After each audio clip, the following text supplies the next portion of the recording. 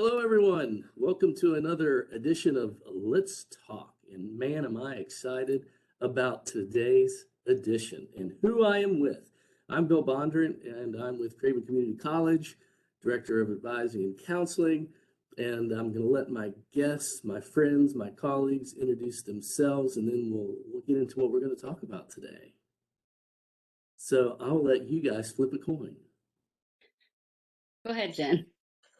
I'm Jen Gonzalez. I'm the executive director at Promise Place. We're a sexual assault resource center that provides services in Craven, Pamlico, and Jones counties. And I'm Stephanie Scott. I'm the practice director at Pamlico Child and Family Therapy, also known as PCFT for short. We provide outpatient therapy and school-based therapy in Pamlico, Craven, and Jones counties. And you, your staff, what you do is totally awesome. We thank you. We appreciate you. And so happy we partnered together with you. So what we've been doing this year, really, for us, that means fall semester. Now we're into the spring semester when we talk about a year, is dealing with mental health issues, how to be healthy and dealing with challenges and obstacles that get in our way, experiences. And we've really been focusing on the pandemic that we've been in the past couple of years and how having to deal with that along with all the other life challenges and stressors, keeping the dialogue kind of there as we continue to, as we discussed before we came on the air, is what is normal anymore and what will normal be? Not sure what it will look like and how we will quantify or qualify it. But today we really wanted to discuss fear and anxiety based on lots of things going on in the world, not just the pandemic. So our discussion can branch off into a lot of different ways. But definitely I'm happy to have the clinicians, the specialists, the professionals who do this day in, day out, kind of tell us their perspectives on it. So fear and anxiety, I guess the first question is, do we recognize a difference between the two? Is there a difference between the two from a clinical standpoint in how we, determine what a person may be experiencing?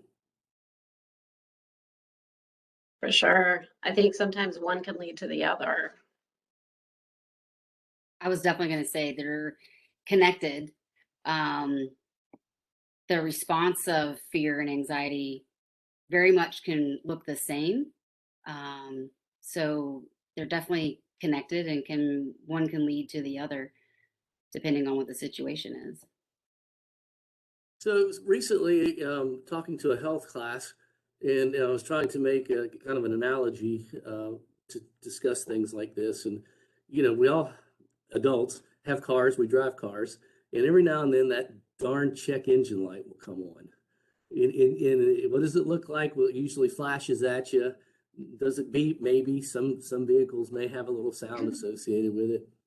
So it's kind of what it looks like, and that'll cause some anxiety in and of itself when that thing flashes on, right? It means, hey, look, something's not right. Something, so when we talk about, anxiety, it's not necessarily a bad negative thing, right? Isn't it kind of like an engine light that comes on that tells us, hey, you kind of need to be alert, aware? What are some things that make us anxious? That's a good point. I mean, sometimes it is just like a little blinking alert that comes up like, hey, something's going on here. Maybe we should give that a little more attention. And what that little alert looks like for each person can be a little bit different, how they experience anxiety. What do you think, Steph? So everybody kind of has anxiety here and there. I mean, it's a normal response to things. Usually when your body is responding in some kind of anxious way, there is some kind of thing that's going on that your body's like, hey, I'm not sure if this is okay, or this might be something I need to pay a little bit more attention to. Like let's say you're walking to your car by yourself and your palms start getting a little sweaty, or you notice some noises that weren't there before. That's your body kind of letting you know, like, hey, like maybe my surroundings are not okay and I just need to take a peek around just to make sure that all is well, or pick up the phone and call someone while I'm getting to my car, which is all fairly normal for people. So some anxiety really is normal for everybody, just like Hmm. generally speaking, you Yeah. know. So for our, on our college campus, some of the things that might be fairly normal that create some anxiety is, got an exam tomorrow, big exam. I'm going to have some anxiety about that exam, or I'm in public speaking class and I give my first presentation tomorrow, and I'm not real comfortable standing up in front of folks. Yeah. Those 11:59 p.m. deadlines. Uh-huh, uh-huh. 11:57, still typing. So those are some pretty typical anxieties. Again, not a Yeah. bad thing. It gets us on our A game. It tells us maybe we should study a little bit. Maybe we should practice in front of the mirror, or our family or our friends a little bit. So maybe it motivates us a little bit to prepare for something that we know is coming. And some anxiety, what I'm hearing you say, is related to things that we're maybe not comfortable with or things that are new to us. So if we're just learning about something or having an experience for the first time or in a different way, that it's like, oh, this feels kind of, I don't know how to take this. And so there's a little like normal anxiety that would come with that learning curve. Hmm. Yeah, like if it's your first test in a new class, you don't know how this teacher grades, or you don't know, um, the syllabus might say that it counts for 10% of the grade, but you don't know what your end grade is going to be, and so how well do you need to do on this test? And your mind kind of starts thinking like, well, did I study enough, or is this going to be easy? That kind of stuff. So all of that is your a normal response from your body saying, like Jen's saying, like, this is a new experience and I'm not sure what to expect.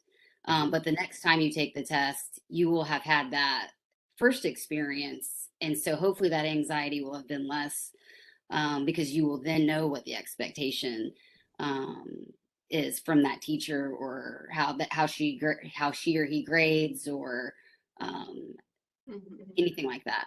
Hmm. So now let me paint a different scenario, see where this takes us. So you have that instructor, you've handed in some assignments, the instructor's given grades, and you're not happy with how the instructor has given the grades. You don't think it's fair, don't think the instructor has been communicating. In other words, you are thinking about confronting the instructor, and how that could play out. In other words, when we're in relationships and we need to communicate that we have concerns or issues, what kind of anxiety can result if we're anticipating perhaps conflict? That's a great example because right off the bat, you know that you're coming from one viewpoint about your assignment, and that teacher apparently has a very different viewpoint, right? And there's a little bit of a, I'm just the student and they're the big teacher. So how do I talk to this person in power about something that's affecting me directly? You Yeah. know, that can bring up a whole thing of anxiety right there. Hmm? Yeah, having to approach somebody of authority when you feel like you're right, um, but the teacher is also, or the professor is also feeling like they're right. So how are you going to prepare yourself to approach that person to say, like, I'm just not feeling good about this, this test grade or this situation. And so that also can create some anxiety. And as far as the conflict goes, are you having a conflict with yourself about the situation, or are you having a conflict with approaching the situation? Are you fearful of what the conflict could look like once you talk to this person? And so there's just potential. I mean, the anxiety can create, some concern about conflict, and um, how you manage that. That makes me wonder things like what's like kind of the root of the anxiety?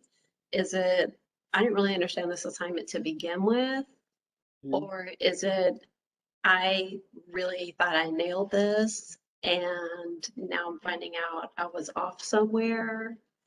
So then that would make me think of more of a communication issue. Or is it where, there were different expectations than what you understood? So it really starts that anxiety about, confronting that instructor can be more about the communication, like Hmm. said something different in the syllabus. That's not how I read it. Hmm. Exactly. I So, think in general, it's people, if you're going to approach someone and you have anxiety about it, and if it's definitely, or not definitely, but potentially related to communication or understanding the assignment, um, I think it would be helpful to kind of prepare yourself. But like before you go to that professor, okay, so get out your syllabus, get out your notes. Like, what is it that you thought you read and understood? And maybe walk through it, because maybe you can identify, like, oh, like, man, I really did misunderstand this. Even though you felt like you nailed it, you might have nailed it in how you interpreted it. Um, so if you have, like, you do your research before you come to approach the professor, then maybe you'll be a little bit more prepared for any kind of feedback or answer you get from that professor. Yeah, awesome. So, the so we're going to come. communication. Yeah, absolutely. We're gonna come back to the different forms of anxiety. Kind of what's the precipitating factors. But let's talk about another form of anxiety that again we'll just use our students, but it also transposes into lots of different areas of life. But so the anxiety of a student who is 32 years old coming back to school, and the anxiety is, you know what, I need to get to school to drop my kids off, then I need to drive to campus and hit a class. I'm running low on gas right now, gas prices are up, I'm having some anxiety about my finances, food is expensive these days, the time, my kids are having trouble at school. I got to get back. I got to clean the house. I mean, the anxiety is of just getting the kids to school and the finances and the finding time to take care of the things to get taken care of. How does that anxiety look? What do we do with that? I think this is the point where most 30 somethings start growing a third arm and you clone yourself so Yeah. that you can be in multiple places at one time. Um, but if you're not able to clone yourself for some reason, um, then it's really more about like, okay, let's just start with you have a full plate. Can we all just acknowledge that for a minute? Like, and I mean, literally take a moment to just acknowledge how much you are managing, Hmm. and then maybe prioritize, like, okay, I can let the laundry go. It's going to be okay. Let me focus on getting the kids to school, getting myself to school. We'll figure out dinner. Just break it down into bite-sized pieces. That's what comes to mind for me. Yeah, I was going to say, kind of like prioritizing is getting a to-do list, like maybe actually having a visual schedule, knowing who's got to be where at what time. Um, that, like, some people need that visual of, like, okay, from this time to this time, I'm going to be doing this. Um, I know that for me, a visual definitely helps reduce my own anxiety when I'm like, I've got 9 million things I've got to get done today. So, I've kind of got the visual schedule of when I'm going to do things, but I've also got kind of my to-do list where I can say, oh, good, I'm checking all those to-do boxes off. So, um, it might be when you're adding with your plate being full, like Jen is saying, and you talked about, like, gas is low and you know gas prices are high. Um, that might be something that you add later on, is like, maybe we need to look at a budget. Like, maybe there needs to be, um, you know, like Jen was saying, with like the laundry can wait, maybe um, buying a game can wait so that I can get gas today. So, which would also go back to prioritizing that Jen was saying. And there's a big part of school and like being in school at any age that's not just about like the academic part of that, math class or English class or welding or whatever you're learning in school, but there's also that piece of like going to school and prioritizing and learning about yourself. Like, am I a visual person who needs a to-do list? Or am I the kind of person that just keeps a list in my head and kind of mentally rearranges as my day goes along? Um, and giving yourself like a little wiggle room that it's okay to feel some of that anxiety because you're figuring out like how to make all this work. You know what I Yeah, mean? That's part of the learning it's process as well. most definitely. And I think we should all be a little bit more compassionate with ourselves when things don't go as planned or we don't get everything done on our to-do list, because we are human, and things come up. So we should all have this, like, learn to have the skills to be able to say, like, it's okay. Like, it'll be okay. Like, we're going to get there tomorrow. I'll just get that done tomorrow. Um, you know, Yeah. There's a difference in procrastinating because you're like afraid to work on something and postponing something until you can give it the time and attention that it needs. definitely. Yeah.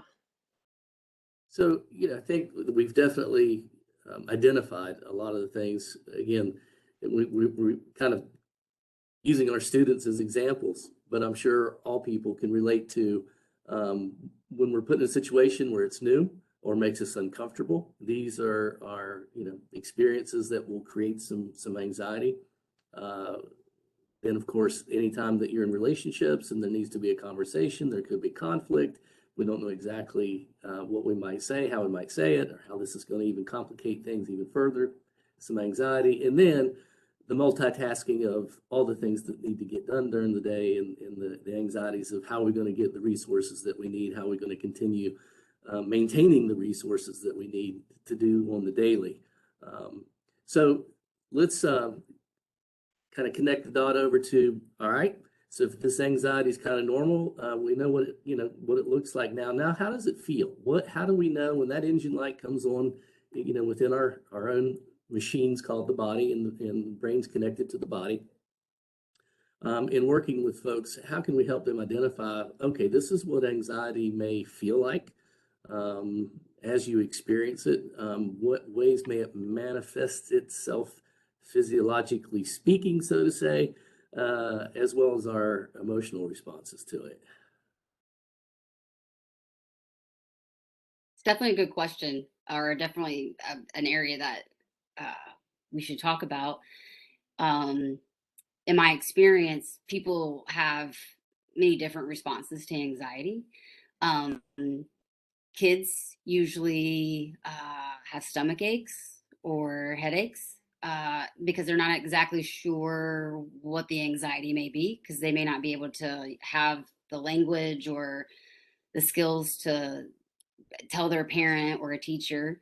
Um, but anxiety in general, even for adults, can be stomach aches or headaches, sweaty palms, face turning red, heart racing.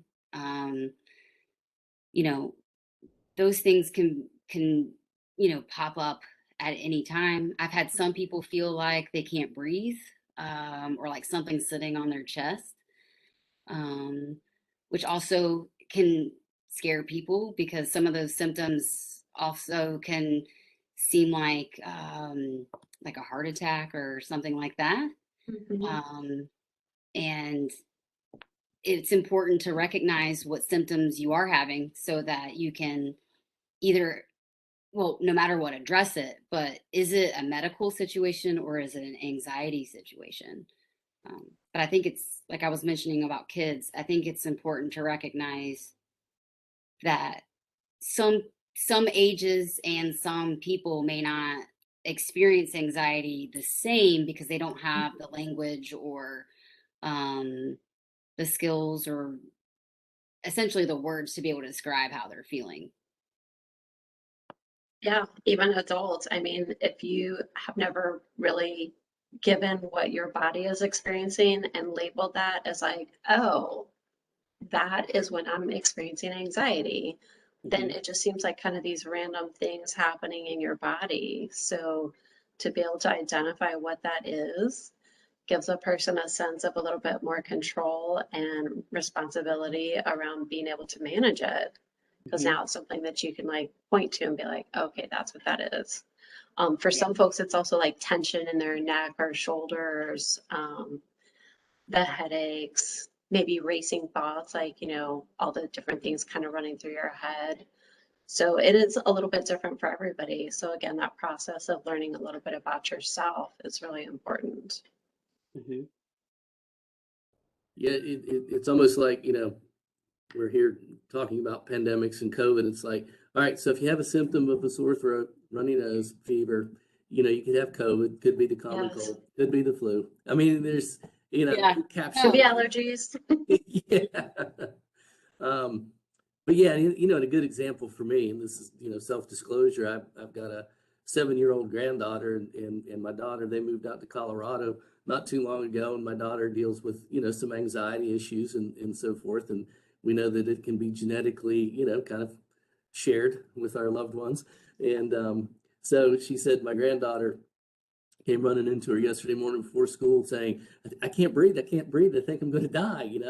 It's like, well, did you fall on a kitchen knife? I mean, did you swallow some pills that you shouldn't have swallowed? It's Yeah. like, well, no, she's not bleeding. She's not frothing at the mouth. Um, but, she had the discussion with, yeah, that's some anxiety. That's a worry that you're having. You're worrying about some things. You may not even know what you're worrying about, but you're having a wave of anxiety. And, thankfully, the guidance counselor in the school actually works with the students and gives them some what we call grounding techniques.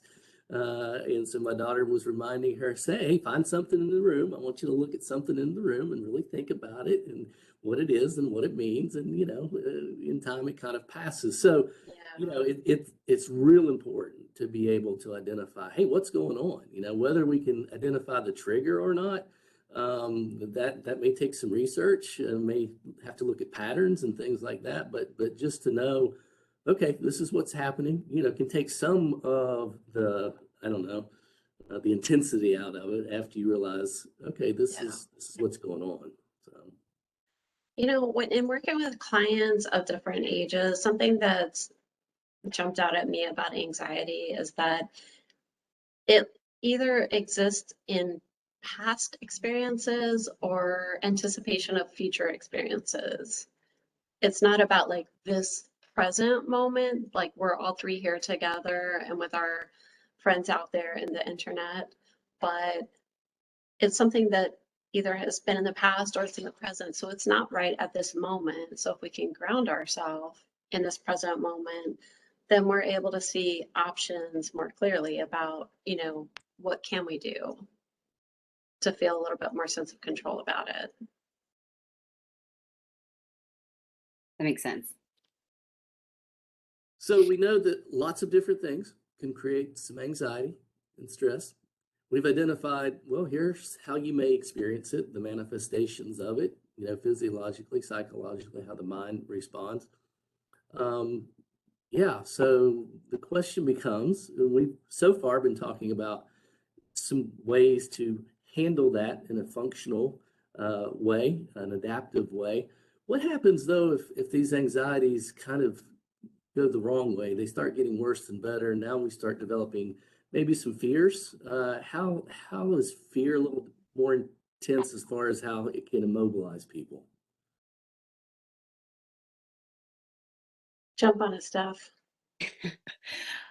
So my initial thought, fear fear is definitely an anxious response of some sort. It doesn't necessarily have to be a traumatic response, but usually there's something negative with an event that creates a fear. For instance, some people are afraid of dogs. And so they may be afraid of a dog, which is a fear of dogs. And they will do what they can to avoid being around any dog. Coupled with that is, if we are fearful of dogs and then we have children, it could be a learned fear for your kids, because they're, as kids, they mimic and learn from their parents. And so it, depending on where the fear comes from, will also depend on how it kind of fits with anxiety. So like the one person has a specific event that created this fear, and the other one is a learned one. And so the anxiety might not look the same, but the thought of being afraid of a dog is the same. So the approach is a little bit different as well. Mhm. Yeah, fear being more of that like clear, immediate danger is Hmm. like the initial source of the fear. And then not being able to process that, not having an opportunity to talk through that fearful experience, then can Hmm. lead to that longer term fear where it's maybe not a clear, immediate danger, but it still feels the same because it's unresolved. It hasn't been like put into a box where it feels like it's contained and secured, you Hmm. know? Yeah, I feel like fear you're, has you're more of that intense physiological reaction too. yeah. I was thinking, um, when you're talking about the intense part of it, so anxiety might, nervousness, maybe a little bit of heart racing, whereas fear might be like that, something sitting on my chest, not being able to breathe. When you think of fight or flight, Oh, yeah. um, you would, you know, general, just like everyday anxiety, you're still going through the, like, even if it's just going through the motions, like you're still doing things. Like, in fear, you avoid a particular situation Yeah. or item or thing. Um, and when you do get exposed to that particular thing or situation, is when the physiological response is even higher. Like I was saying, like not being able to breathe, you might actually freeze in that situation because your body isn't sure what to do, in response to that. Yeah. Yeah.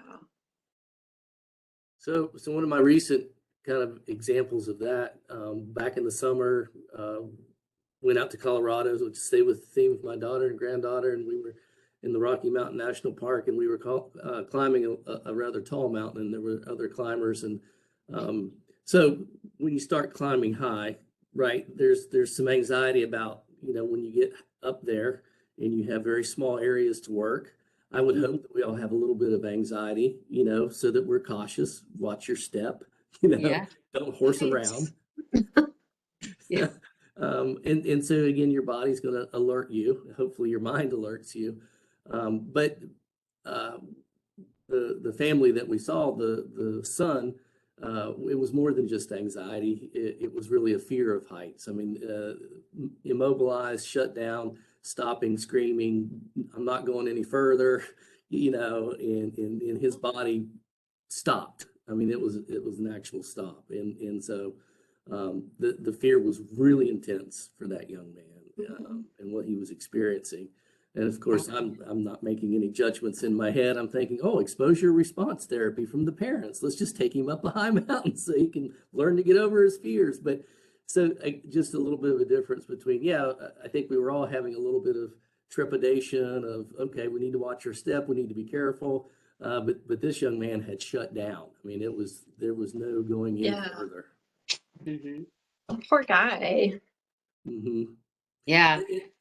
And that's how, sometimes that fear, if we go back to the classroom, so how it could get real intense is if I have a fear of talking in front of crowds, or doing a presentation in front of the class, it could get so bad that I'm just going to drop out of college. I'm just not going to go Hmm. to college anymore because I don't want to have anything to do with, having to communicate with instructors, or talk in front of my peers or whatever, and the fear becomes really immobilizing at that point. You know what? And that's something that's really important to know about fear and anxiety is that it can feel like it just goes on and on and on. And it's not just this class, it's not just this presentation, it's not just this assignment, but it's like all potential future assignments, all potential future experiences in college, all classes, all people watching me. But if we can just like take a step back, it's not happened yet. Okay, we're just thinking about this presentation that we're going to give. So it's a future thing. But let's draw a circle around where that anxiety lives. And it's around giving this one presentation and our initial thoughts about how that presentation might go or how we might feel about it may or may not be what we actually experience when we do it. Kind of like that young man going up the really high mountain. He probably was like, yeah, let's go climb up the mountain. That may have been how he started, and then he felt differently as he continued going, right? So giving, like, being able to put a line around it so that it doesn't feel like it's just so omnipresent. You know what I mean? All over the place. Let's just break it down into bite-sized pieces. Which kind of brings us, as we're kind of, making the full circle here in our discussion. Um, so the light goes off, the check engine light. So we're able to, realize something's not right, and this is how it might look, feel. And now what do we do about it? So again, if it's our car, typically we don't fix it ourselves. I don't get under the hood and I don't even know where to start. Nowadays you got to hook it up to a computer anyway to find out what's wrong with it. I mean, you can check the gas tank, but that's about it, right? Yep. So, how do, as clinicians, people who come to you, how do we say, okay, now let's talk about how to manage these anxieties? What are some ways, strategies that are kind of tried and true that you've seen work with your patients? As what's effective? What seems to help? And then everybody's different. So one technique is not going to fit all. But That's true. what are some techniques that you find helpful, or that your patients find helpful? Well, you mentioned one already, which is grounding. Grounding is a good one. It doesn't have to be necessarily staring at something or finding something in the room, but any of the senses. You have five senses, and one of the ones that I like to do with my kids and teenagers, but anybody can do it, is, I tell them to have a piece of candy in their mouth and don't just chew it, but like let it sit in your mouth and taste it. And can you smell it?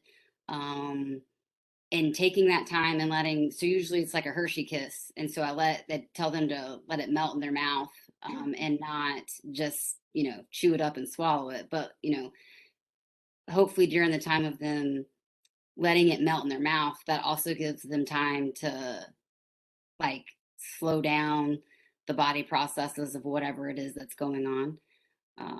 That's one of the ones I like to do with anybody, but definitely with kids and adolescents. Oh, I'm all in if it involves food or something tasty. I'm all in on that one. I was thinking it's great when it's a Hershey's Kiss because it has like the pointy part and then the flat Yep. part. And then you can Yep. also do it with M&M. So like, when the outside wears off and then you have the chocolate on the inside. I was thinking of all the different kinds of chocolate. Yeah. Yeah. I was Even gonna. like taking a sip of a drink can be helpful too. Like, is it something bubbly? Is it not something bubbly? Is it hot? Is it cold? Is it room temperature? Mhm. Is it salty? Is it sweet? And just like kind of focusing on that for a second. Something that I also like to recommend to clients is just go look at a tree. Go look at something in nature. We all walk by all kinds of green space, big and small every day, but just take like 1 or 2 minutes. We all have 1 or 2 minutes that you can just literally go look at a tree, you'll notice one leaf or one bird or one piece of bark or something. And, just let your mind focus on that for a few minutes and kind of connect with nature. It's surprising what all is going on out there that we don't really give much attention to. And it's nice to, you know, give our brains something else to look at and think about for a few minutes. Yeah, it switches your brain from the current concern to something else, and it gives your body time to, like, again, like, to slow down. Mhm. Um, definitely. Yeah. I I also like to recommend, if it's possible, sometimes it's not, but to go for a walk, which could include looking at a tree that Jen is talking about. Another thing I like to recommend is journaling or writing down the thoughts Mhm. that are bothering you at that moment.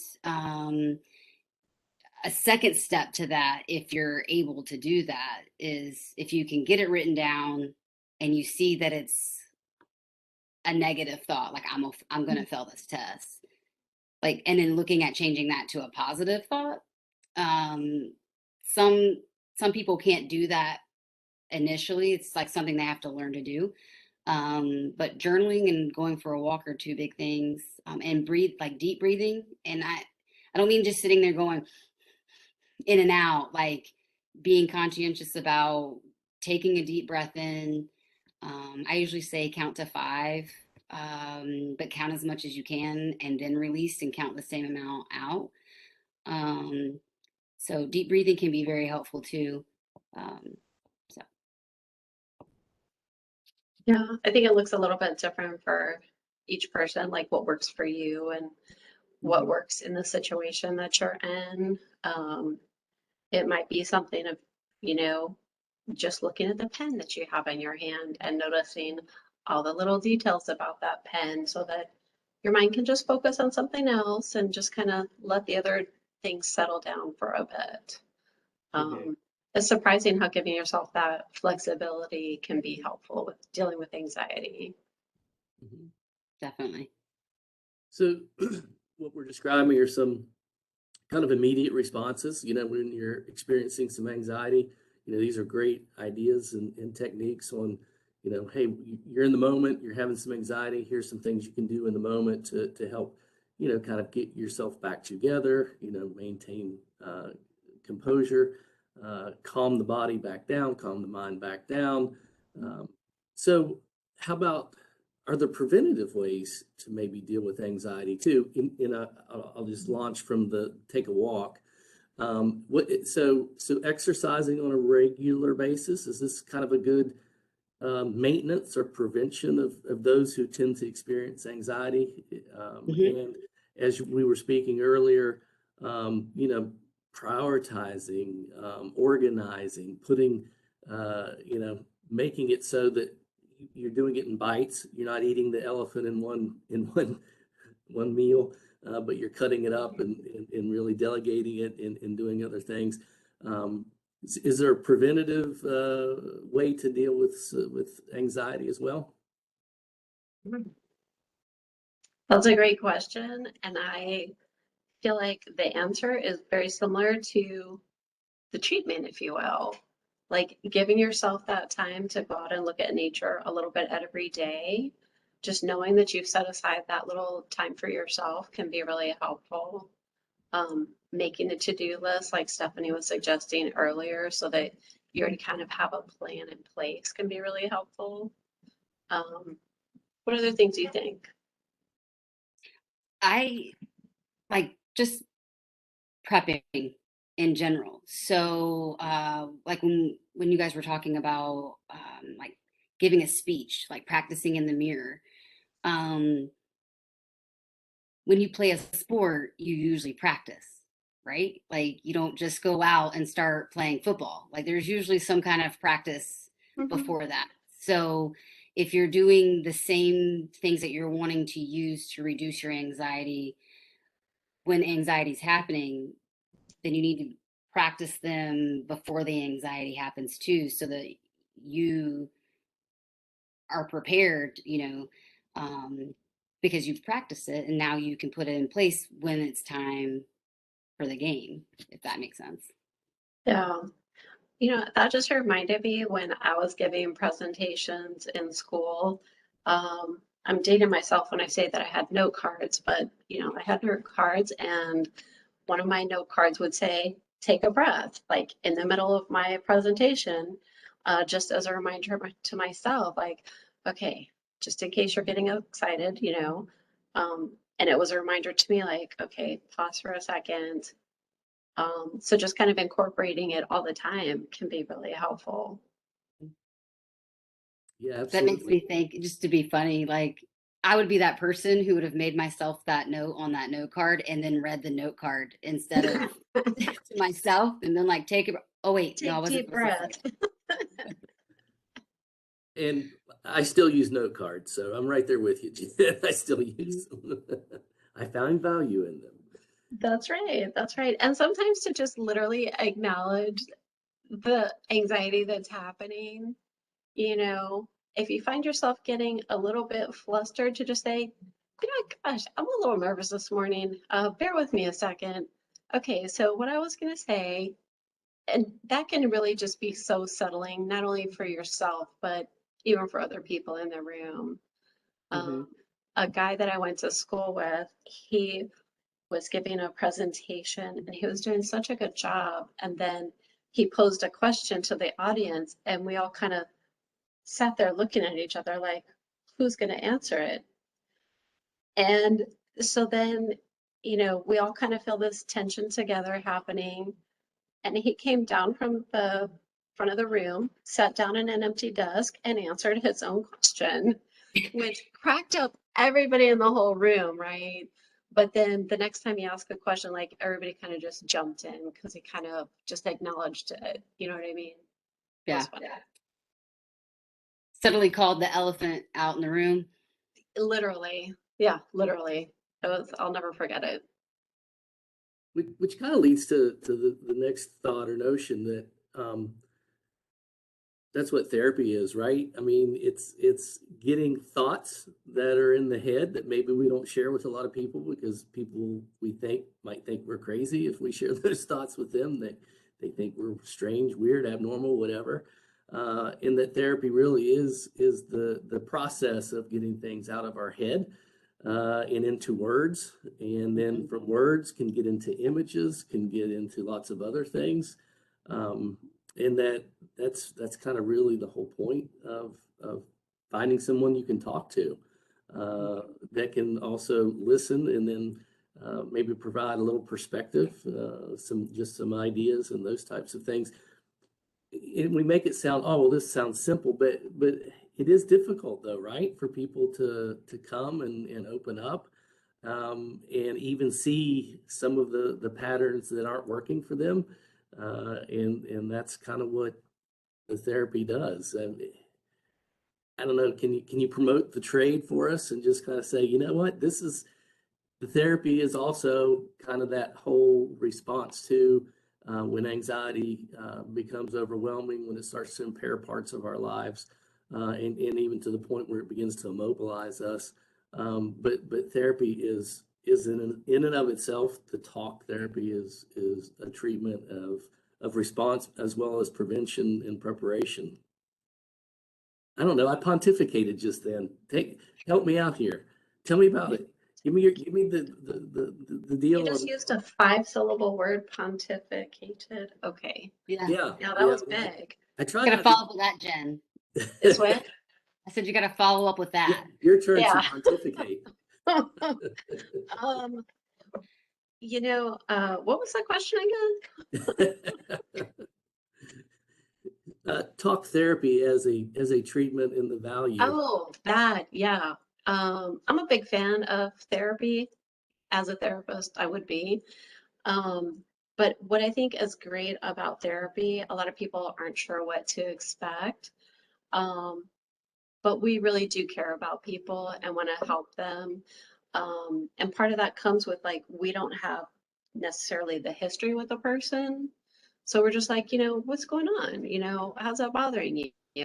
And we can kind of just be a mirror to what they're saying and what they're experiencing. Um, and it's a great place to practice those, you know, conversations that you may not want to have somewhere else, or to talk about things that you're not sure if you want to talk about them elsewhere. Just kind of to say it out loud and have someone else be able to receive that message can be really helpful. Just that alone. I think it's nice to recognize too that coming to a therapist is probably a little nerve-wracking, coming to talk to somebody you don't know. But one of the positives that I view it as a positive to essentially going and talking to a stranger, is that person, because they don't know you, they don't already have any concept of who you are or any biases or anything like that. For instance, if you are struggling with something and you call your best friend or you call your mom or somebody, most of the time their reaction is going to be what they feel is in your best interest. So if you're going and talking to a therapist, it's a clean slate. They don't know you. They get to know you over time as they build rapport. Um, but you're going and talking to someone who's non-judgmental and like an open door, you know. And so because they don't know you, they're able to give you kind of that unsolicited input. It's not, oh, well, you should go talk to your teacher because that's not right. Whereas a therapist would Mhm. possibly say, well, did you like, what did the assignment say? And like, what was your understanding of the assignment? And, oh, so if you do go talk to the teacher, what do you want to get out of that? Like there's just some other ways to approach it. And, um, in a the biggest thing I want to put out there is just non-judgmental way. Um, so, Helping our clients find their own answers. Like, mhm, we don't have the answers, but we'll help you find your own answer. yeah. I wish I had a magic wand. I say that a lot. Like, if I I had do a too. magic wand, I do too. If we had a Disney store here in New Bern, I would go get you a wand and deliver yeah. it right to you. For I hope sure. that's magic though. It might just look like a magic wand. I Right. need to actually have magic. We need the real deal. I do. Oh, okay. Gotcha. And just to connect one more dot, what brought us here, back to the pandemic, the things that whole situation is just another accelerant. I mean, it's just one of those other things that pile on, if you will. All right, so how long do we have to wear the masks? Do my children still have to wear masks? And do we need the vaccination? Do we not need the vaccine? How many vaccinations do we need? How many boosters do we need? And then, the economy, how's it affect? I mean, there's just, if you don't watch the news. I mean, watch a little bit, but don't binge on the news because that'll cause all kinds of anxiety. Hmm. If you watch too much of it, I mean, there's just Yeah. so many things going on right now. And um, anxiety, I think, I see it here on our campus, not just our students, but staff and faculty. Everybody has a little more, anxiety, I think, that they're trying to manage these days. Mhm. We all are. I Hmm. It's everybody. It's not a particular class or a particular age group or anything like that. It's impacting everybody from that I can tell, um, from top to bottom. Like there's just, it's not discriminating to In anyone. one Like way it or is another. impacting everybody in some form or fashion. It's affecting people individually. It's impacting businesses, education, socialization, creating isolation. There's just, it's impacting everybody. And some of the anxiety is, when is it going to end? Is it going to end? And, you know, I don't think we're going to have an answer right now. And kind of having to learn to be okay with not having an answer. And when I say okay, I don't mean like we're never going to get an answer and that's okay, but just being able to be accepting that an answer might not come right now, or in the very near future. Yeah. Well, and that's why I appreciate what you do, and why we want to get these messages out is that we are going to have to continue to deal with a lot of the what ifs or the unknowns, but yet still maintain the ability to do what we do as parents, as students, as professionals, as neighbors, as Yeah. family members, and the message is that anxiety, yes, it's a part of being human. It can be very normal, and there are things that we can do about it, things that we can help ourselves, but also share with others, so that we can hopefully continue to be adaptive, be able to pivot right and left when we need to, and still keep a smile on our face, maintain a sense of positivity and encouragement, the things that help lift us up and respond to stressful times, really. Mm-hmm. Yeah. So that's why I appreciate you being a part of that message and really supporting our community, the folks in our community, with what services you provide, as well as just the wisdom, the pearls of wisdom that you have through your experiences to impart upon others. We appreciate you sharing that with our family here at Craven Community College, and whoever might take a view when we have these types of discussions. So we will come back and discuss again, my friends, other issues that affect mental health, affect our community, and the things that we're trying to do. So thank you very much. And any parting words, any good last jokes, any good last anecdotes, stories that you'd like to share with us? I just want to thank you for inviting me and having me here with this for this talk, and I look forward to seeing and talking about some other topics that are related to mental health. Yeah. Thanks for the invite. It's nice to be able to talk to people and get to see their whole face. So that part has been super fun as well. Look forward to seeing y'all again next time. Absolutely. All right, take care. Until we meet again. Bye, Internet people. Bye.